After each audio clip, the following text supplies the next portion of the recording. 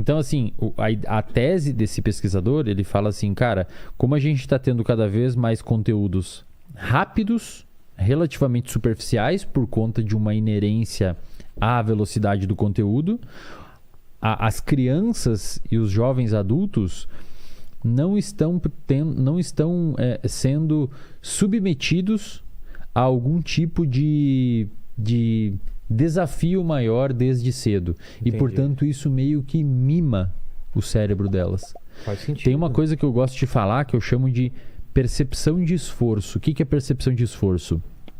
Se nós dois levantarmos isso daqui, levanta isso daí. Beleza, os dois pesam a mesma coisa e a gente levantou de uma altura igual. Então, digamos, a gente fez o mesmo movimento do ponto de vista físico.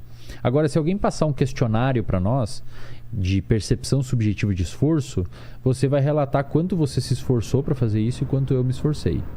Dá para fazer coisas semelhantes no sentido intelectual. Então, digamos assim, a gente pega cada um livro, a gente lê um capítulo de um livro e alguém pergunta para nós quão custoso foi para você ler esse capítulo do livro.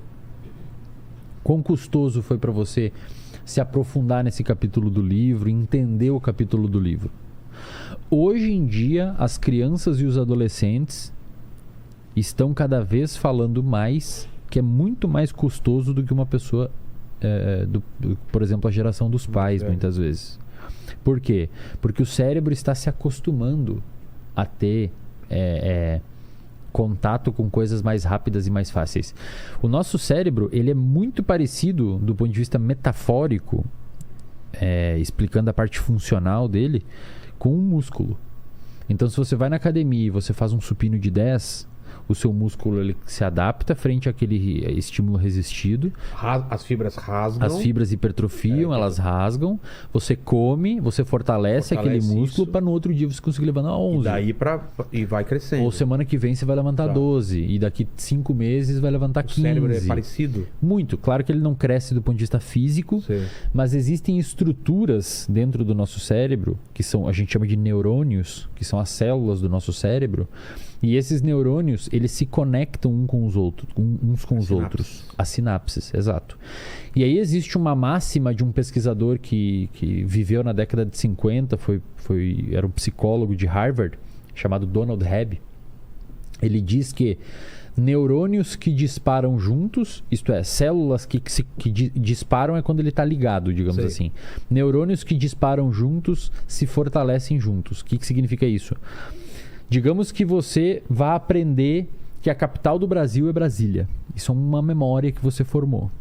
Quando você forma essa memória, vamos imaginar que existe aqui essa parede toda é feita de neurônios do seu cérebro. Quando você forma essa memória, algumas das luzes dos fios aqui da parede disparam, outros não. Uns sim, outros não. Como se ficasse uma trilha dentro do seu cérebro. Essa trilha, quanto mais você fortalecer e mais você usar ela, mais forte ela tende a ficar. Então, uma das melhores formas de você fortalecer o seu cérebro... Como um rio, ele vai criando um sulco. Exato. E um caminho, porque ele vai passando várias vezes pelo meu caminho e vai marcando aquele caminho. É um campo de grama que você passa todo dia. Fica uma trilha. E aí, quanto mais você passa ali, a trilha fica mais evidente e mais fácil você olhar para a trilha e lembrar dela. Aprendizado é assim, cara. Mais difícil você se perder. Aprendizado, aprender coisas, é exatamente a mesma coisa. Só que em vez de ser a trilha, os seus neurônios se conectam juntos. E eles ficam conectados juntos. Existem algumas conexões de neurônios que ficam juntos tão fortes, mas tão fortes... Normalmente elas acontecem num contexto de trauma, que elas são o substrato neurobiológico do transtorno de estresse pós-traumático. O que é um transtorno de estresse pós-traumático? Você viveu um acidente de carro. Cara, aquilo ali formou tão forte uma memória no seu cérebro que você começa a ter medo de andar de carro de novo porque você tem uma memória muito forte de um trauma.